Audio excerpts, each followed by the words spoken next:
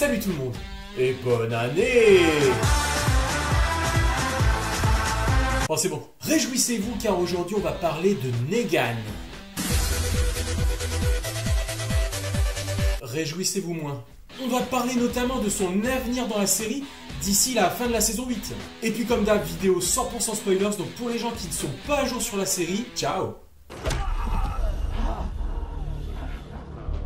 Ah, j'ai bien aimé l'altercation entre Rick et Negan dans l'épisode 8. Et honnêtement, même si Rick il reprend un peu l'avantage sur la fin, faut reconnaître que c'est une armoire à glace face à ce pauvre Rick.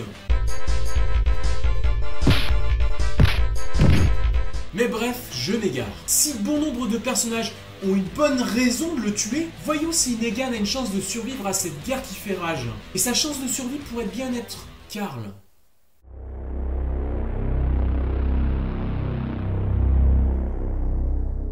Dans ma dernière vidéo, j'avais développé la théorie comme quoi Carl pouvait survivre d'une manière ou d'une autre. Et vous avez été nombreux à prendre cette possibilité en considération et à réagir sur le sujet. Et je le rappelle, tant qu'il ne sera pas mort et enterré, je continuerai à garder un petit espoir.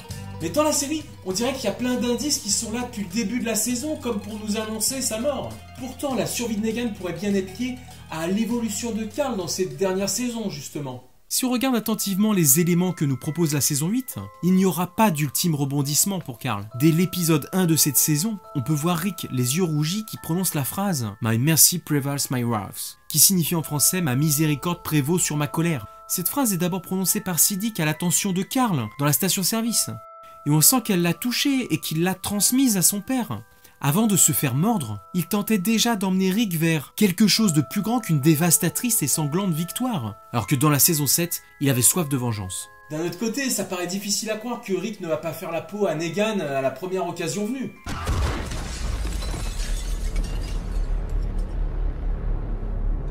Bon ok, disons à la deuxième occasion. Non parce que là, clairement, moi à sa place, je me retournais vers la fenêtre et... En plus, il lui répète assez souvent qu'il le tuera. Et on veut bien le croire connaissant la détermination de Rick. Alors comment pourrait-il se tempérer et épargner Negan si une telle occasion se présentait? Grâce à Carl bien sûr, qui partage à Rick sa nouvelle philosophie pleine de sagesse. Et la mort de ce personnage pourrait bien inciter le père à embrasser cette nouvelle façon de penser, par respect pour son fils et au dernier message qu'il a voulu lui délivrer. En plus, on voit déjà une certaine forme de clémence dans ses réactions au cours de la saison. Alors que par exemple Daryl, pouvant symboliser la part impitoyable de Rick qui n'a pas évolué, ne fait pas de quartier et se contente de détruire tous les obstacles gênants. Rick n'est plus entièrement comme ça. Carl n'est pas encore mort, et il a encore le temps d'appuyer un peu plus sa nouvelle vision des choses. En plus, on le voit préparer une aide qui devra arriver dans les mains de Rick à un moment ou un autre. Donc la mort de Carl pourrait bien être l'électrochoc qui arrêterait la main de Rick au moment crucial. Et quel meilleur moment que celui où il aurait l'occasion de se débarrasser de son ennemi juré, Negan.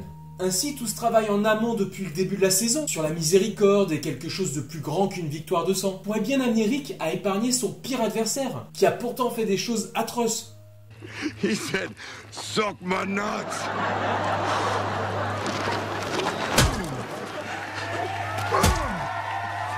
Pardonner l'impardonnable.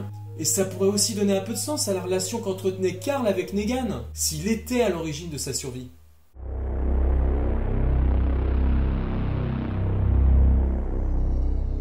Pour finir, on va observer ce qui se passe après dans le comics. Et même si les showrunners ne choisissent pas toujours la même direction, ça pourrait vous spoiler l'histoire. Donc, pour ceux qui veulent garder le mystère, je vous invite à quitter cette vidéo dès maintenant.